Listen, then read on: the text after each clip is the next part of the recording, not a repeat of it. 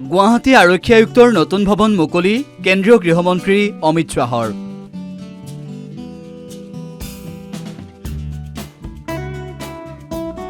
উপস্থিত থাকে মুখ্যমন্ত্ৰী ডক্টৰ হিমন্ত বিশ্ব শৰ্মা, মহানগৰ আৰক্ষী আয়ুক্ত ডক্টৰ পাৰ্থসাৰথী মহন্ত।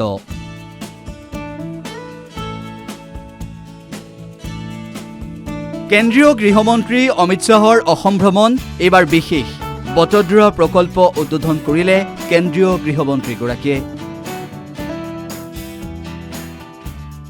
ইয়াৰ সমান্তৰালভাৱে কেন্দ্ৰীয় গৃহমন্ত্ৰী অমিত শ্বাহে খানাপাৰাত নতুনকৈ নিৰ্মাণ কৰা গুৱাহাটী আৰক্ষী আয়ুক্তৰ নতুন ভৱন আৰু মহানগৰীৰ নিৰাপত্তা বৃদ্ধিৰ বাবে সংহত কমাণ্ড এণ্ড কণ্ট্ৰোল ছিষ্টেম চমুকৈ ICCS নতুনকৈ উদ্বোধন কৰে।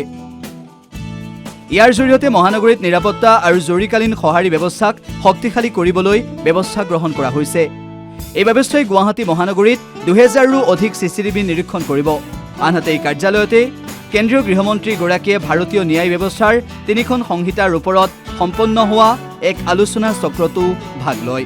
উল্লেখ্য যে কেন্দ্ৰীয় গৃহমন্ত্ৰী অমিত শ্বাহে এই কাৰ্যসূচীৰ শুভ উদ্বোধন কৰাৰ সময়ত কেন্দ্ৰীয় গৃহমন্ত্ৰীগৰাকীৰ সৈতে উপস্থিত থাকে মুখ্যমন্ত্ৰী ডক্টৰ হিমন্ত বিশ্ব শৰ্মা, গুৱাহাটী মহানগৰৰ আৰক্ষী আয়ুক্ত doctor Parthasarathi Mahanta. News desk report, the news plus.